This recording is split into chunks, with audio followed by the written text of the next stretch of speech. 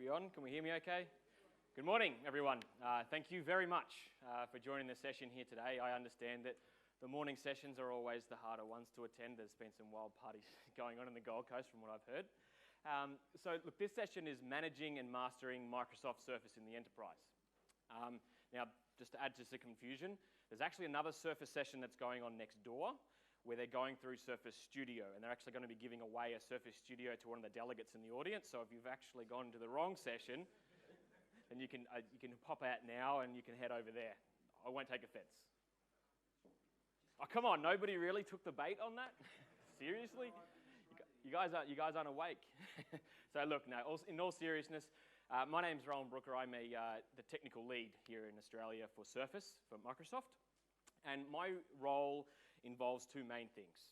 I get to work with lots of different customers across the country in lots of different scenarios. So whether that's Surface being used in an office scenario, or whether that's Surface being used as a point of sale terminal in our retail stores, or even in education. So having students in their classrooms kitted out with Surface Pro 4. And I get to see that in lots of different scenarios. And my role in all that is to help these organizations get the most out of these devices from a technical perspective. So the second part of my role, while as fun as the first part is my favorite part. I get to act as a bit of a conduit between the Surface customer base here in Australia and the engineering team in Redmond. So those of you who have been on the Surface journey for a little while now, actually let's maybe take a poll. Who has deployed Surface Pro 4 or Surface Book in your organization? Show of hands. Very good, fair few. Surface Pro 3. Okay, roughly about the same. Cool. Surface RT. I was not expecting any hands, but that's really great. A device that's near and dear to my heart.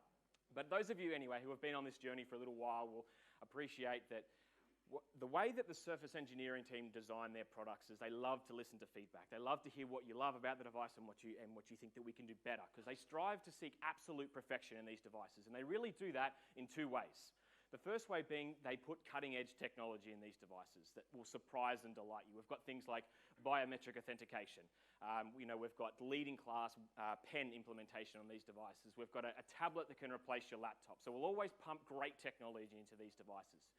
But the second part, which dictates the product design, is feedback from you guys and what you like about it, what you think that we can do better.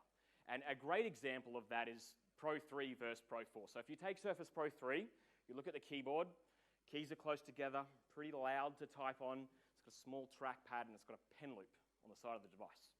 You then fast forward 12 months, incorporate some feedback, and then what you have is Surface Pro 4. A really nice keyboard, nice and quiet to type on. The keys are spaced apart. It's got a glassy, silky trackpad there, which is really nice, and a pen that just clicks on to the side of the device. So that's all due to user feedback. So it's really important, and I guess that's a long-winded explanation of what I do at Microsoft. So look, in terms of what we're going to cover today for topics, we're going to start off with some of the basics, and then we're going to ramp up to some more of the complex stuff. Now, don't be deceived by the basics, because they're absolutely fundamental and key to the success of these devices in your organization. So we're going to go through drivers, firmware, and UEFI, and we're going to look at some of the tools that are available to you to help support and deploy these devices within your organization. So we'll look at Diagnostic Toolkit, Wake on LAN, and then we're going to pump up the intensity a little bit and look at one of the latest features, which is Surface Enterprise Management Mode. We'll get into some PowerShell as well. Now, we've got a whole stack of content to get through, so I'm going to try to hold questions at the end. If we don't get to question time at the end, I will be on the showcase down at the stand, so you can catch up with me then. So look, what I also want to do, I don't just want to pump you full of all information. I want to also take a little bit of a reflective look of where Surface has come from. Because we've come a long way since 2012. I mean, if you cast your minds back to 2012, Facebook, they floated on the stock market. We had the beautiful grace of Psy and Gangnam Style be the #1 viewed video on the internet. And we also launched Surface in 2012 as well. And this was a huge bet for Microsoft, because we'd never been in the PC hardware business, but we really believed that we had something unique and innovative to bring to market and really bring the best out in Windows. So let's take just a little bit of a quick look at one of the portions of the keynote here. So this is Surface. Now, one more thing I want to show you. This is just a funny story. That's pretty cool. You'll see the picture behind me in just a minute. That's actually Steven Sonosky. Has anybody seen this picture? That's Steven. I love this picture. Yeah. So I'm going to show you something. Steven's actually standing on a skateboard. I know you're all looking at his helmet right now because it's really big. But stop looking at his helmet and look at his feet for just a minute. He's actually standing on a Surface. It's a Surface skateboard. We're not selling Surface as a skateboard, and Surgeon General warning, like, do not stand on one of these things. You'll break your neck. You have to wear a really big helmet like that one, and if you're going to ride it. But turns out, down in the model shop, we were so excited about how much we had built out on this product that the guys had put together literally this skateboard. Wait, guy, it's my skateboard. Oh, ladies and gentlemen, Steven Sinofsky. So, so these will be at the store tonight? No, they won't be at the store tonight. But, well, we don't want to use our sources. But actually, it's just so incredibly cool, and I do love skateboarding. I wanted to make one point, though, because I got so much mail on this. It was a little weird. But there was nothing else added to this. These are just the trucks on the bottom, and there was no stabilizer bar, nothing added. We literally just bought a skateboard, put them on. Are you really holding a skateboard on stage during the... I am, but I think we'll just kind of call it a day. Okay. I was going to go try, right. but I got those pictures earlier from practice. Maybe we'll share those later. But otherwise, we'll just go out to the half pipe later. We'll send them out later today. All right. All right. Okay. So certainly a little quirky and strange keynote, and we've come a long way from that. There's lots of talks of Surface and skateboard and stuff. We've come a long way if you've seen some of our latest stuff. Lots has changed since then. Steven Sinofsky no longer works for Microsoft. And you see some things have changed, but we ultimately have kept some things the same. And that brings me to the first topic, which is drivers, firmware, and UEFI. This stuff has been fundamental since the beginning. So I first want to talk about the UEFI. So I guess so we're all on the same page here. What I want to do is just explain a few things just to make sure that we're all here together. So we have a BIOS, which you've probably all heard of, so Basic Input-Output System. This is a chip that was invented by IBM many, many years ago to help control the hardware and make sure that everything was A-OK before we booted into the operating system. And the key word in that acronym is BASIC. It only had basic functionality. And you certainly wouldn't update it or do anything like that. But now you fast forward time, and you have its successor, which is the UEFI, or Unified Extensible Firmware Interface. So the key letter in that acronym is extensible. So it is a design choice why the engineering team put a UEFI in these devices, and that's so that they can extend the capabilities of this device after we launch it. In fact, we have over 100 post-launch engineers who do nothing other than support these devices after they've launched. And we release drivers and firmware for this stuff roughly once a month, and even Surface Pro 3 has drivers released only a couple of weeks ago. And how old is that device now? So this is a key concept here that I want to talk about for a bit. So those of you who have used Pro 3 before, you would have seen the UEFI.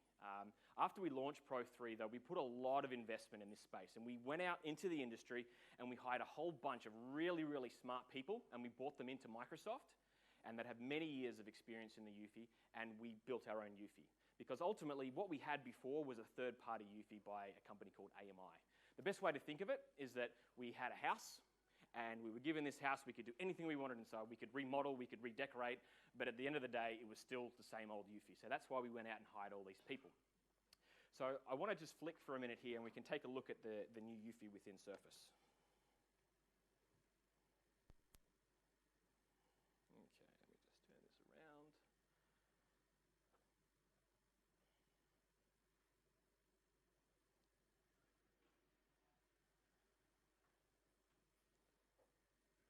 Focus okay.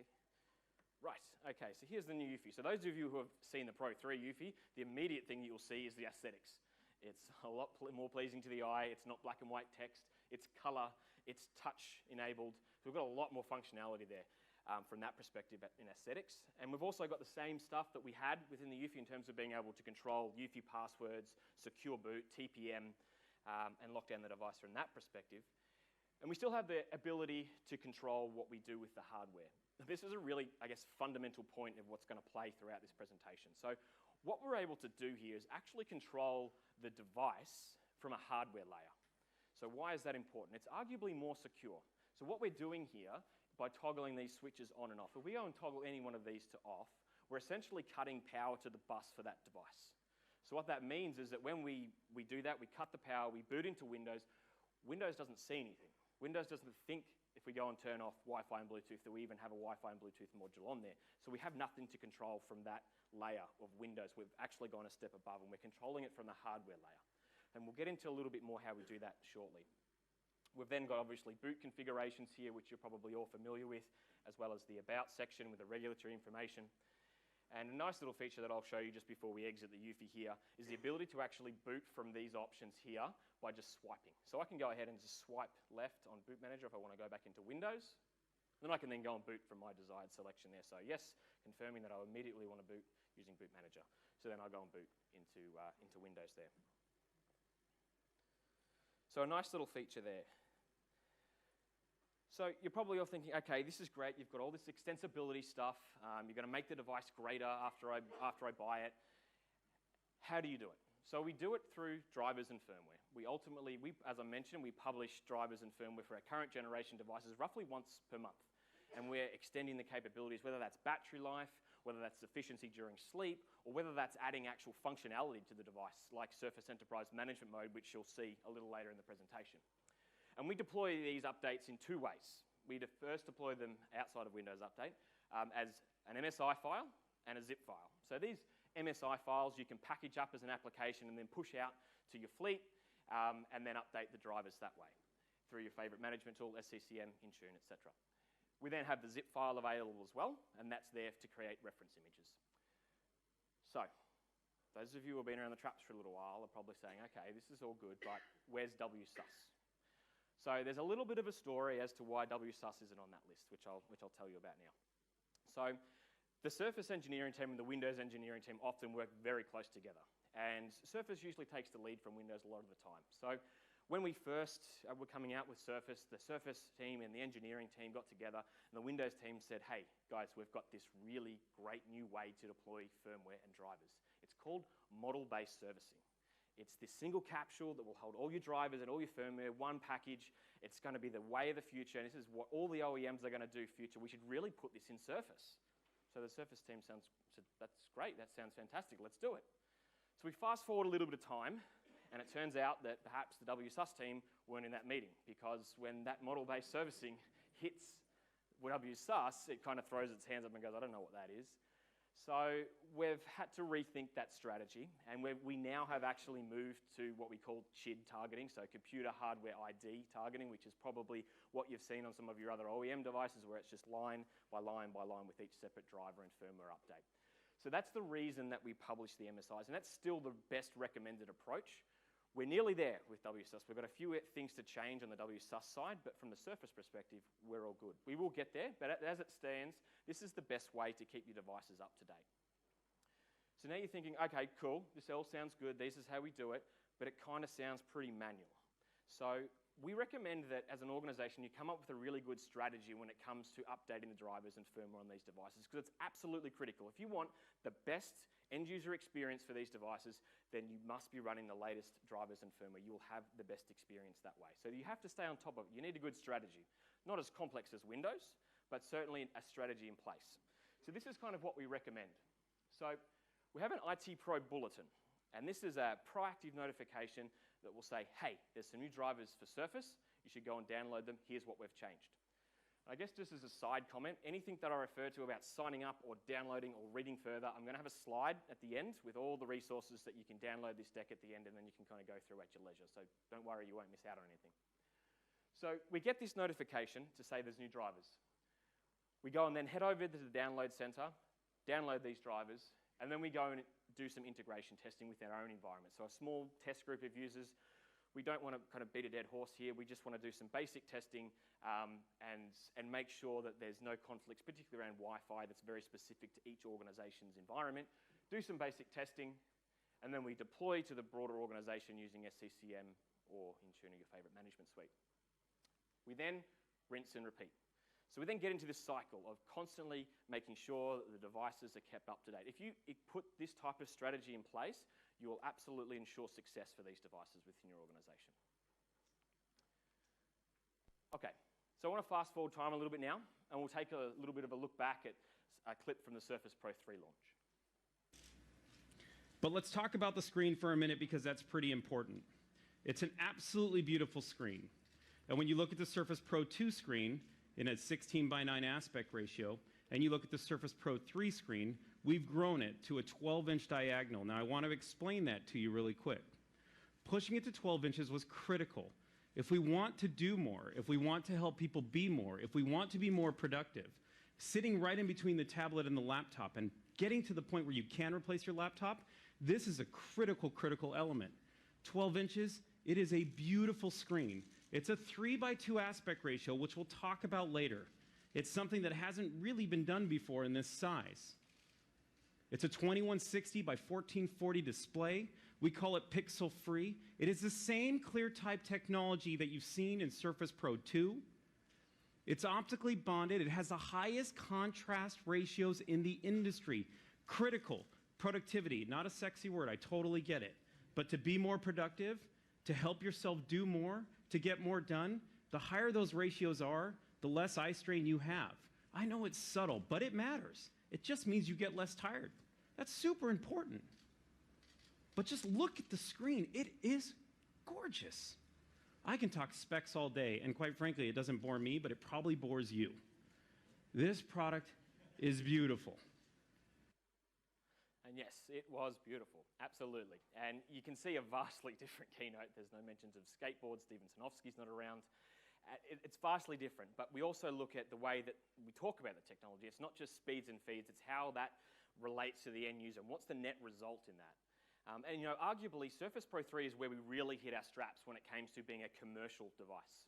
I think when we started out with Surface, we had about one guy who was looking after the commercial interests of Surface RT. You then fast forward to now, the Surface Pro 3 launch, we had over 60 different program managers and engineers who were exclusively looking out for the interests of the commercial customer. So why is that important? So there's two reasons why that's important. First off is that they represent your interests when it comes to product design. And there's a really great story that I want to tell you about where a program manager recently joined just after the launch of Pro 3, and he came from the Premier side of Microsoft. So he was a PFE, he had a lot of experience in the commercial space. He joined the team and they said, okay, your first project is going to be this device we're going to launch shortly, and it's called Surface 3. So we want you to take a look at it and tell us what you think. So this is about probably a couple of months before launch. And he takes the device, he has a bit of a play around for a few days, and he comes back and he says, yeah, this is fantastic, this is a great device. But my biggest gripe here is for the commercial customer because this is a 32-bit device. So what you're saying is that, okay, organizations are going to be deploying Pro 3 and possibly Surface 3 in their same environment because they're similar use cases, but you're going to make them upkeep a 32-bit image and a 64-bit image, then that's outside of the efficiencies. So that's the feedback that he gave, and lo and behold, just before we launched Surface 3, we changed it, and it was a 64-bit device. So that's why it's really important for you guys that commercial interest is there. The second part of this is that they build tools for you guys. So that's all they do. They build tools to help support and manage these devices within your organization. And this is going to be a bit of a theme for the rest of the presentation in terms of what we see here. So, when you buy Surface, you don't just buy the premium device experience, you also buy these tools along with it. And one of the first tools that I want to show you is the Surface Diagnostic Toolkit. So the Surface Diagnostic Toolkit is the one-stop shop when it comes to troubleshooting. It's a standalone EXE, so it doesn't require install, you can just throw it on a USB. And this will help you diagnose a whole bunch of issues, whether that's hardware or software and configuration. It will help you for that. This tool is very powerful. This is actually the same tool that our service centers use when you return a device back to us. They will run this tool against that device to make sure that everything is as it has been reported in terms of broken. So what I want to do now, I'll just jump out and I'll give you a demo of this tool here. So as you can see here, Surface Diagnostic Toolkit. So here's the tool. So we've got two options here that we can use. We can use run all test or run specific tests. So run all tests, I think the last time I checked, there's about 28 different tests. So we won't be doing that. We'll go ahead and just run specific tests. And what we're presented with here is a whole bunch of different tests, both hardware and software. So we've got Windows Update Check, device manager, and then we've got a whole bunch of hardware stuff, so MuscleWire, fan, Pixel, DGPU. Now this tool is smart enough to recognize which device it's being run on as well. So currently, I'm presenting on a Surface Book, so that's why you see MuscleWire on there, that's why you see laptop mode battery, so it'll actually detect which surface you're running on. So what I want to do is just run a hardware test to give you guys an idea. So a nice one is the Digitizer Multi-Touch. So I select my test, hit run. I'm then presented with a set of instructions as to what to do. So it's going to be full screen. I touch the screen and make sure the number of events corresponds with my point of touch. So I go and use one finger to touch. As you can see, that's working. I got 2, 5, 10. So as you can see, all the corresponding touch events are working as they should. So now this tool will be a neat tool if, say, you get a report of, I'm losing touch in my top left corner of the screen. So I could go and run this tool, and I could go and fill in the top left corner of the screen here, just to make sure everything's being detected as it is. And then, this is going to help me narrow down my troubleshooting. I can say, okay, look, there doesn't seem to be anything wrong with the hardware, and it's unlikely that it's drivers as well, because we're actually getting it here all okay in the tool. So it's a neat little tool that you can help diagnose some of the hardware issues that you may face with Surface. We then have the option then to mark the test as passed and failed. Some will do it automatically in terms of the tests. Some will be manual, because there's ultimately no way Windows can know if I touched using 5 fingers or 2 fingers in this example, right? So I go ahead and hit passed. And then I get my summary of all my tests that I run and what passed and what failed. And I can then go ahead and save that to a log file as well. So I can hit save and I'll go and export my results from there, as you can see here. So I won't save that. I'll run it again, and I want to move away from some of the hardware tests and go back to run specific tests. So I next want to look at the Windows Update check. So I've been harping on so far about how important drivers and firmware are. So this is a really neat test. So this will help provide some clarity if you're a little confused whether a device is running the latest drivers and firmware. So I can hit run test, and it's going to check for updates. And you're probably thinking, well, that's not so exciting. But the reason that this is a little different is because if I have WSUS on site, this tool is going around WSUS. So if you have that in your infrastructure, what's happening now is we're going out to the internet and we're checking to make sure that the drivers and firmware are actually the latest that we're running on our device. So as you can see here, I've got 2 bangs. I've got a Dell monitor here that I haven't got the driver for, probably not super critical. Display link driver that's missing, absolutely critical. That's a big no-no. So as you can see here, I'm given the list of what Windows is seeing in terms of what's outdated. And I can then go ahead and install those updates now if I wanted to. I won't. And then again, we can go ahead and save those results to the log file. So a neat little check, just to kind of a sanity check to make sure you are running the latest drivers and firmware. And they've been applied correctly, because sometimes there's certain hiccups that can happen when we're deploying these drivers and firmware. So finally, I want to show you one last test, which is called the device information test. This is a really great test that will culminate a whole bunch of really interesting and important reports from Windows to help you troubleshoot a whole bunch of various issues. I'm not going to run the actual test live because it's far too long. So I'm going to go to one that I've prepared earlier. I've always wanted to say that. Okay, so as you can see here, what I've done, I've exported my results to a zip, and what's happened is that it's gone and collected a whole bunch of reports to help me troubleshoot any particular issues. So as you can see here at the bottom, I've got Windows events, so I've got a whole bunch of event logs here. I've got Wi-Fi, so it generates the wireless report, seeing what's happening when we're changing particular channels, when we're changing networks, so we can diagnose that. We've also got my favorite one, the power. So the power reports that are generated are essentially the 4 main reports that will help you diagnose any kind of power-related management issues that you're seeing. And they're all in one place, which is nice. So the first one up the top there that you'll see is the battery report. This will give you a nice feed of how many cycles the battery has had, what's the capacity versus what's it actually charging to, when it's coming on and off AC, if it's going into connected standby, if it's sleeping, etc. So it gives you a nice overview to kind of start with. You've then got an energy report, which will take a 60-second snapshot of the device while it's idle. And then that will see, okay, you've got these processors consuming so much CPU, that's going to drain your battery. You've got your screen timeout set a little long, and it'll flag different items for you where battery drain is being consumed. We then have a sleep study report, which will tell you how efficiently the device is sleeping. So, you know, I close my laptop and, my Surface, and when I open it back up, there's no battery left. So this would be a great report for that, because you could see which processes are actually keeping the device in a higher level of sleep than it actually should be. And then finally, if you really want to get serious and get down into the weeds, there's the SRUM util report. So this is a really neat one. So this will actually break down each process, and it will also then break it down into what's using it. So how much disk energy is it using? How much CPU energy is it using? How much network energy is it using? So if you really want to get down and dirty with that, that's the one to go for. I'd love to kind of go more into that stuff because it's a good topic of mine, but I don't have time. But if you do want to come and have a chat a little bit more about that later, again, I'll be down at the showcase. I'll just switch back here.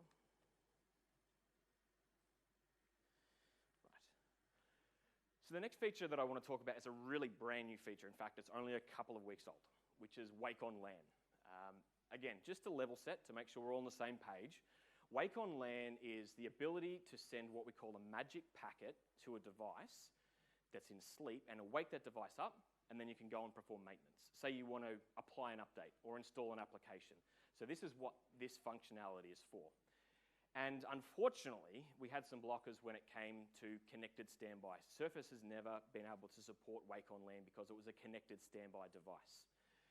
The reason for this is that connected standby uses what we call this packet pattern matching. So a whole bunch of packets will come through and the different patterns are matched and it'll give you different functionality. So if you're familiar with connected standby, you can probably see how that would work. Now the problem with this, when they added all these extra pattern matching for different functionality, they took out the pattern for magic. For the magic packet. So we didn't have Wake on LAN. So up until about 2 weeks ago, we didn't have it. But we've now gone ahead and we've added that back in. So this is a Windows side of the house project that they've gone ahead and added that back in. So that magic packet is now available. So now the requirements are here. So if you're running the anniversary update, so the magic packet's back in there. If you're connected via the Surface Ethernet adapter or the dock, that's another requirement. There's also a small Ethernet driver that you download and apply. Again, it's that special magic packet detection pattern. So you download that driver and apply it to the device, which will enable this Wake on LAN functionality. And then as a final point, the device needs to be connected to power. So those of you who aren't so familiar with Wake on LAN, this is a really neat solution in that it'll tie really nicely into SCCM. So when you go and deploy an application, it's just simply a tick box. We can say, send a magic packet before I go and try to install this. So it's really, it'll be a seamless operation. Okay, now I want to get a little bit hotter in here when it comes to complexity. We'll start talking about Surface Enterprise Management Mode, or SEM, because we love acronyms at Microsoft. So there's been a lot of talk about the value of being able to control the device from a hardware layer and the advantages there. And that's really important to some organizations when it comes to security protocols. And you're probably thinking, okay, this is all great, but how do I do that at scale? You know, I've got 1,000 Surface Pro 4s, how do I do this? So that's where Surface Enterprise Management Mode comes in. So there are two options to enroll a device in SEM. So the first one is by what we call the UEFI configurator. The second option is via a PowerShell script. So before I go into them more specifically, there are some requirements that are common across both. So requirements being it can only be done on Surface Pro 4 and Surface Book. Again, it's back to that new UEFI. We've got a new house. We can do all these wonderful things. So we need Surface Pro 4 or Surface Book. We need to be running the latest version of the UEFI as well to open up that functionality. And then finally, we need to use our organization certificate. Now, we'll get into that a little bit more detail in the demo that I'll do. But ultimately, we're going to generate a configuration package which will push the device, but it needs to be signed by a certificate. And we'll get into the details a little bit more later. But ultimately, what we recommend as a general rule of thumb is a certificate that's authenticated via your two-tier public key infrastructure within your organization. So what I want to first do is just give you an overview of both and kind of the workflow and how they both work, and then we'll dive into a demo and hopefully you can learn from that way.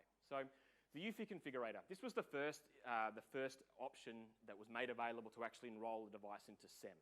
So one of the design goals when they created the configurator was that we wanted to lower the complexity when it came to using this type of functionality. So we're not all PowerShell gurus, and I will say that I'm certainly not one.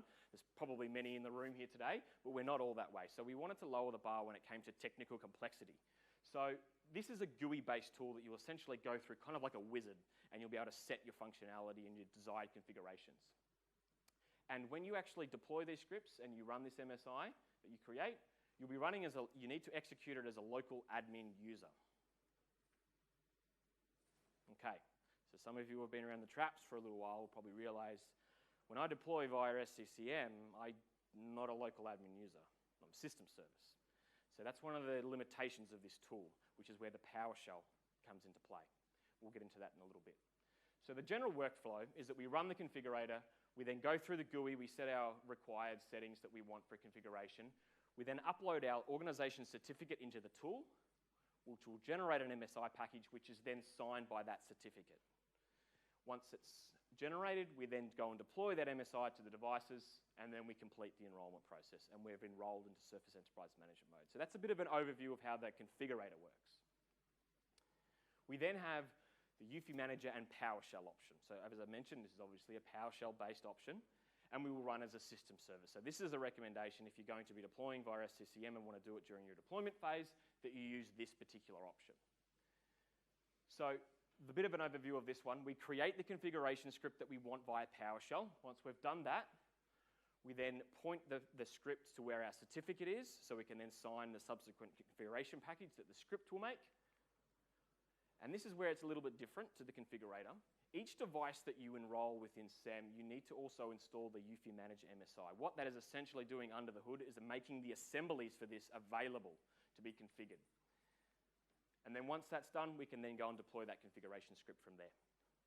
So that's kind of the general workflow for that one. So what I want to do now is when I go into a demo, and hopefully we can learn from that.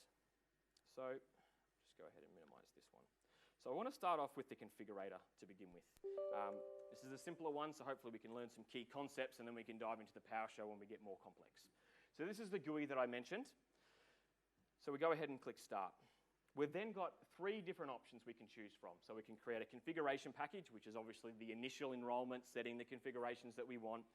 We then have the ability to reset the device or unenroll from SEM. So once we've actually configured it and we want to unenroll it for whatever reason, we can do that and create a reset package. And then we've got the recovery request. And this is kind of a fallback, a manual approach to be actually unenrolling the device from SEM. Should we not able to be able to push out a reset package for network connectivity or remote user, etc., we can fall back on this manual recovery request. So I'll jump into the configuration package. Hopefully you guys can read that up there. So what we're prompted with first is to upload our certificate, as I mentioned before. So this is a really important step here. So whichever certificate that we choose, we need to keep using this same certificate. So if I go and push out a configuration with certificate A, I need to keep using certificate A. If I push out a reset package with a different certificate, it's going to say no, they don't match. So don't lose this certificate, because if you lose it, there's literally nothing that Microsoft can do for you. You will have to send the device back, and then we'll give you a brand new one. So on the TechNet article, what will actually be included is a bit of a PowerShell script that will create for you a self-signed certificate. So it's a bit of a demo certificate, so you can have a bit of a play around with the tool just to see what's actually going on without actually using your organization certificate. So I've gone ahead and done that already. So as you can see here, I've created this certificate called Temp Owner. So this is my dummy certificate. I've gone and created that. And for the demo certificate, which you'll find out if you use the PowerShell script, has a very secure password of 1, 2, 3, 4, 5, 6, 7, 8. And we hit OK. So I get the green tick. As you can see here, I've successfully uploaded my certificate. We're all good. This is what I'm going to sign every configuration and every reset package with. Once I've done that, I then have the option to play around with what we want to do with the UEFI password. And there's a couple of different options that we can do with this. So let's say that I have a Surface Pro 4 that's got a UEFI password on there already, and I want to go in and enroll that into Surface Enterprise Management mode. I can either A, keep that same password that's already existing on the UEFI, B, I can set it to something completely different, or C, I can remove it altogether. So you've got a couple of different options depending on what the current state of the device is. So what I'm going to do here is I'm going to hit OK. And as you can see here on the bottom line, hopefully, if you want to remove the UFI password, please leave this field blank. So I want to remove any existing UFI password that's on a device that I deploy this configuration package to. So we're good to go so far. We've got certificate protection and password protection. We hit next. We've then got the option to choose which device we actually want to enroll into Surface Enterprise Management mode. So we can create a universal package where the package will figure it out itself. So if we deploy it to Pro4 and Book, it'll work out the appropriate settings, which is what I'm going to do here. We're then presented with a very familiar toggle switch system here that we saw in the UFI. So this is where we go and actually set the configurations that we want. So what I'm going to do, I guess, is a bit of a theme throughout all these configurations. I'm going to turn off Wi-Fi and Bluetooth because it's probably the easiest one for you guys to see if it's worked or not. So I'm going to go ahead and turn that off. And I hit next. Then I'm presented with turn on and off TPM, the boot options. And then this last column is an interesting one. So as you saw when we were in the UFI, we had these different tabs on the side that we could flick between. Now we can actually hide those from the user. So if a user was actually to boot into the UFI, we can go and hide the security page or the devices page if we didn't want end users seeing what were the settings that we've set. So we have that option there as well, which is neat. I'm not going to change any of that. I'll leave that all the same, and I'll hit build. So I then choose my save location. All right, and we'll call this configure ignite. Let's hit save that. Building the package. Success. Okay. There is one last point here that's very, very important, which I'll get to shortly. It's given us the last two characters of the thumbprint of the certificate that we used. So I'm going to need your help. I need you to remember those two numbers for me, and I'll call on you guys later to see why that's so important. So remember 70. So I hit end, and I'm all done. And then just for completion's sake, while we're in the tool, we'll look at the reset package. So we open up the reset package. We're already in the same session, so we're using the same certificate, which is what we need. We hit next. Now we then have to generate specific reset packages for specific devices in this particular case. So I have to enter the particular serial number for my Surface device. I'll obviously just put in a 12-digit dummy one there. I hit build. Configurator, we'll save that in there. So reset, ignite. We're building that, and success. We've built now a reset package and a configuration package. So I've gone ahead and saved that in this one here. So as you can see, I've got my two reset packages in there. And I've also have a text file that's been generated for me as well. And this gives me a nice overview of exactly what was configured. So I've got my certificate information in there. I've got clear the UFI password. And then as we scroll down, as you can see here, I've got Wi-Fi and Bluetooth is turned off. So I get a nice little summary of what I've done. So I'm not actually going to enroll the device like that. I'm now going to switch over to the PowerShell option. Hopefully we've kind of seen some of the fundamentals of how it works. I'll switch over to the PowerShell option. I'll do it for PowerShell, and we'll enroll the device to see what it all looks like. So on our TechNet site, what we'll have is a zip that you can download with a whole bunch of these sample scripts. So you can hack and slash these sample scripts to create your own configuration scripts to use within your organization. And there's heaps of different ones that are available there. So you've got everything from verifying the settings, see what settings are on the current device, see what the settings options are. But we're not going to go through all of them. We're just going to go through the two main to help you guys get off the ground with this stuff. So we're going to use the reset package and the configure one. So I'm going to go ahead and unzip that. This resolution is giant. And then copy that in, unzip that. So I've unzipped that. Now, one important part is that wherever I run these scripts from, I need to also keep my certificate in that same folder.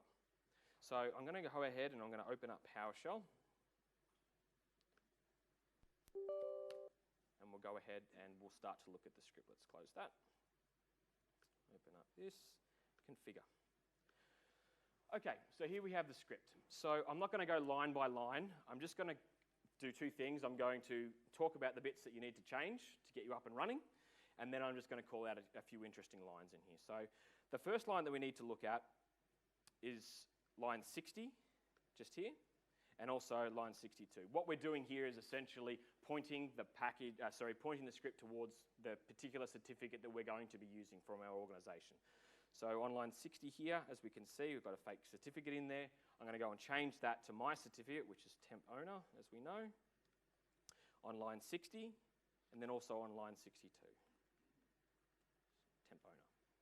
So we've gone ahead and we've shown the script what certificate we're going to be using. We'll then jump down to line 67, and we'll put our very secure password in of 12345678. So we're all good from the certificate perspective. We've told the script where the certificate is and what one we're going to be using. So we'll scroll down a little more.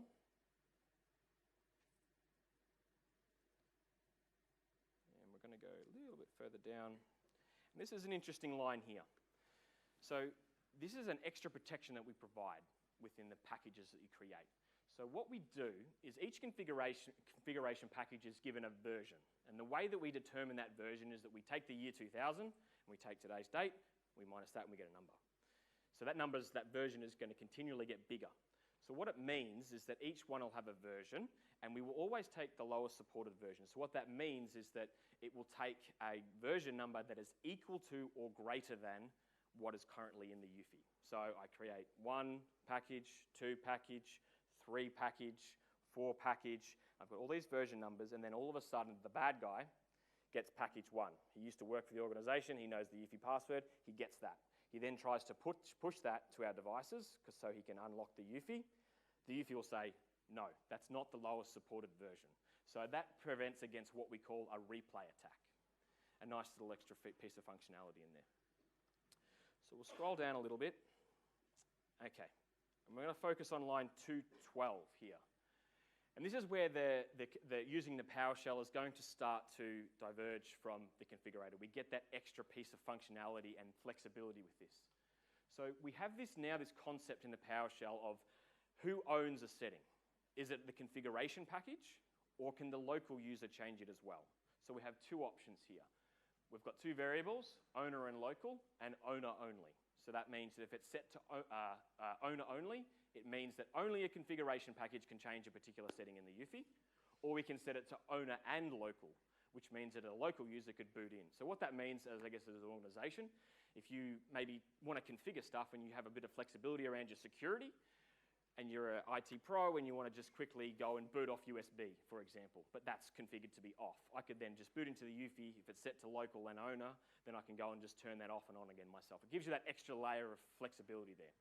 So what we're doing in this loop here on line 212, we're going through a for each loop. We're setting each value within the UFI to be owner only, which means that only settings that are done by the configuration package can be done. So it goes through here.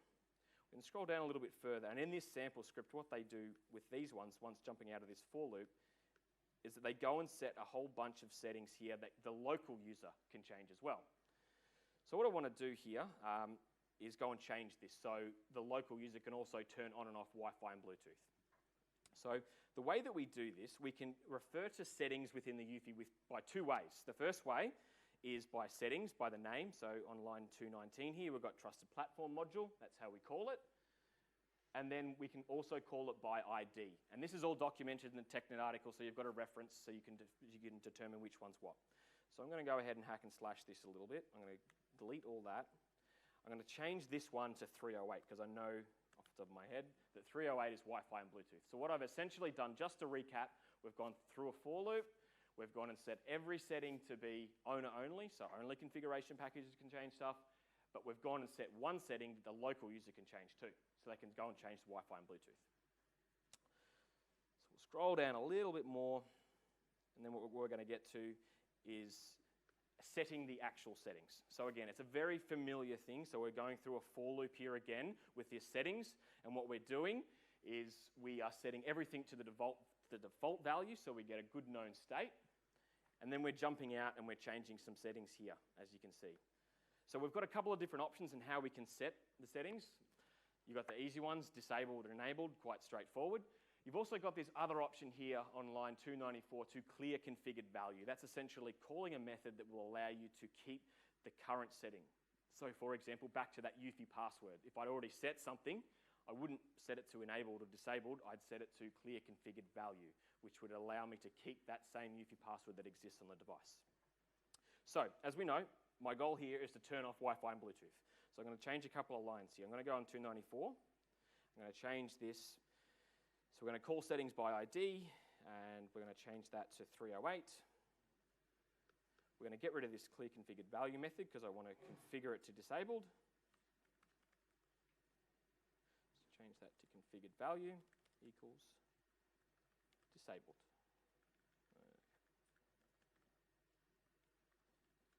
Okay, I'll go and get rid of the rest of that. And we're done. So just to recap what we've done, we've gone through, we've set everything to the default, we've then jumped out and we've turned off Wi-Fi and Bluetooth. Okay, hang in there, we're nearly done. We've got one last piece and then we can see this all come to life. So we'll scroll down a little bit here. The last piece that I just want to point out is these last lines down here. So what we'll actually do, when we run this script on a particular device, it's going to write a reg key that you can then query for auditing purposes to then see if a device has been attempted to be enrolled into Surface Enterprise Management Mode. And that's it, we're done. So I'll go ahead and save that script and we're complete from that perspective.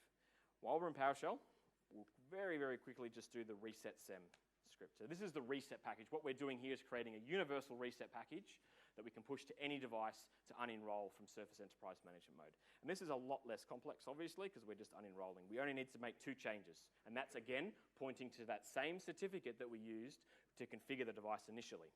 So on line 38, I've got to go and change that to temp owner. And again, I've got to go and put in my very secure password of 12345678. And we're done. So we've now created a configuration package and a reset package that is ready to be deployed via SCCM. So what I'm going to do here is kind of try to emulate that as best I can with this USB. And I'm going to go and enroll this Surface Pro 4. So let me just copy the script here. Okay, plug this in.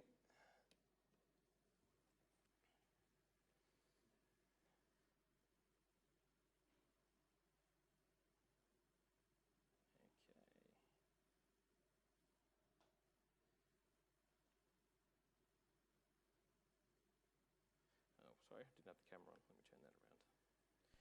Turn the camera on here. Okay, so we'll go ahead and open up that script.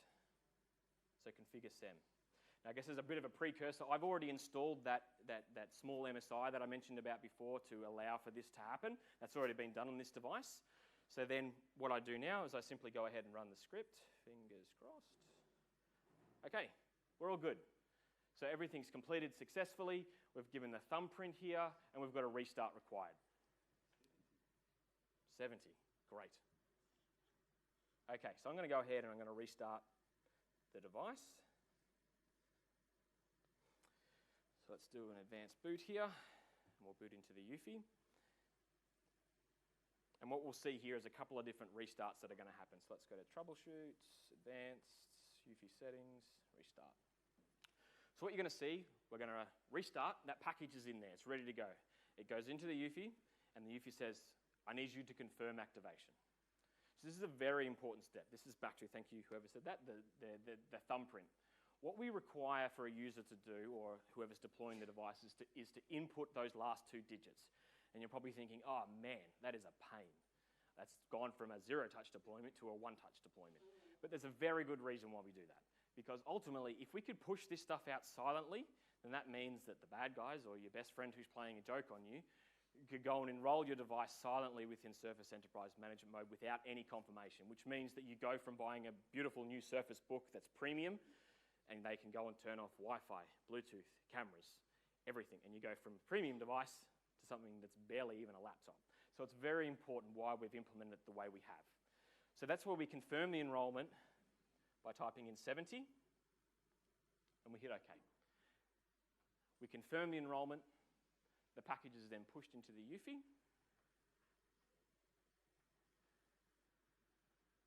We'll then restart again because I want to boot into the UEFI as I selected from advanced boot. Okay, so the package is in there.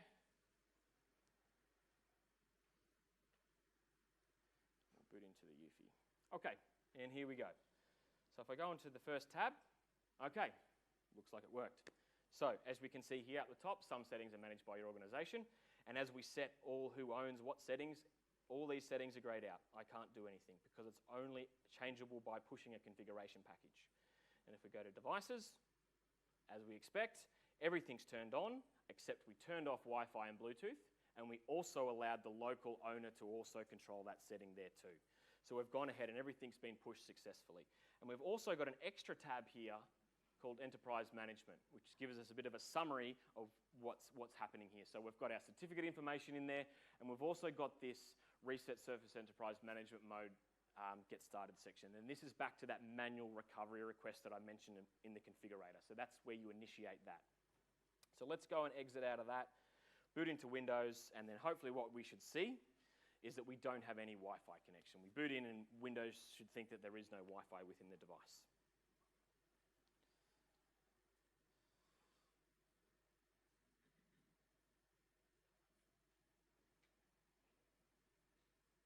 Okay, booting into Windows. Log in using Windows Hello. If you haven't already deployed this, absolutely recommend it. It's one of my favorite features. Okay, and then hopefully, I'll just move this back slightly so you can see the taskbar.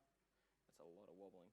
Okay, so as you can see here, as we expect, we go to network, we got nothing, because Windows doesn't think that there's a Wi-Fi module in there. So what we've done, we've successfully enrolled this device into Surface Enterprise Management Mode, locked down the UEFI from a hardware layer, and got that full control over the device.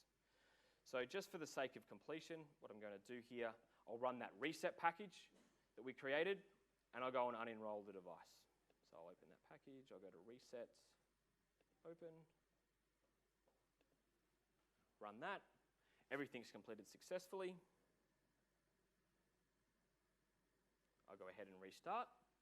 So what's going to happen now, very similar to what we did with the configuration package, once we boot into the UEFI, it's going to restart. It's going to see that there's a reset package sitting there waiting to be deployed into the UEFI. It's going to go, yep, okay, yes, the certificates match, this is okay. That's gone in, we're unenrolling the device. We're then going to boot into the UEFI. And lo and behold, we have access back to our settings because we've unenrolled from there. We also now have no Enterprise Management Mode tab. That's gone because we've been unenrolled. We do still have Wi-Fi and Bluetooth off. You can obviously change that in your script if you want a reset package to send everything back to default. You can do that. In the sample script, we didn't do that. So we can go ahead and just turn that back on, hit exit, and restart. So that's end-to-end how you activate Surface Enterprise Management Mode. And it gives you that ability to have that, again, that extra control from the hardware layer to control the device and what the users are doing.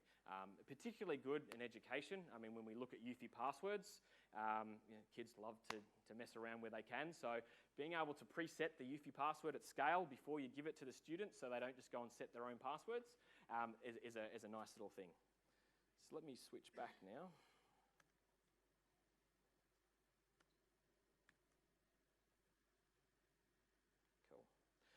So I guess just to bring things full circle here, what I want to do now is just take a look at the Surface Studio launch, which was only late at the end of 2016.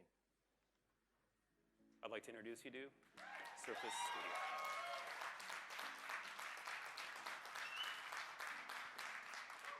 It is all fundamentally made to immerse you into the content or to the creation that you want to work with.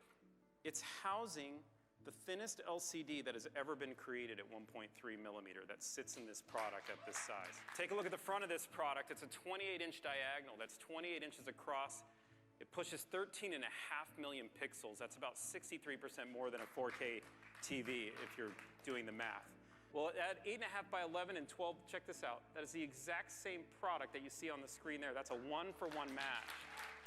We spent tireless night taking the air out of this product, integrating a 270-watt power supply, an NVIDIA 980M GPU with a 12K on the 3D Mark, for those of you who know what it is, a Core i7 quad-core in the product, a 2TB rapid hard drive, 32 gigabytes of memory, 3 interlinked fans with unprecedented cooling, unbelievable, an Xbox protocol for wireless controllers built into the product, and 2.1 surround sound speakers. It all fits perfectly in this perfect little tiny box with only one cable coming out the back of it.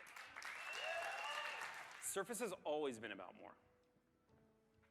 It was never as simple as just a desktop. It is a product that was made to help get you to your most creative point. Now this is Surface Studio. There are 80 custom parts in those two arms, each having 80, which is critical, creating a zero-gravity hinge Because what we have is a 13-pound display with all its thinness and the aluminum enclosure that we talked about. You can pick any angle. We have a counterspring system in that same base we talked about earlier that allows you to put it in any position you want. I now want to introduce you to this thing, the Surface Dial. The Surface Dial was created as a new form of input. This product was meant to help you change that workflow, give you that next option to help you create even faster. Now for $3,000, it's an incredible value. It's for the creators and the professionals out there. It's got so much opportunity. I can't wait for you guys to get your hands on it. I just can't. I want you to get your hands on this product. I think it's going to enable each and every one of us to achieve more.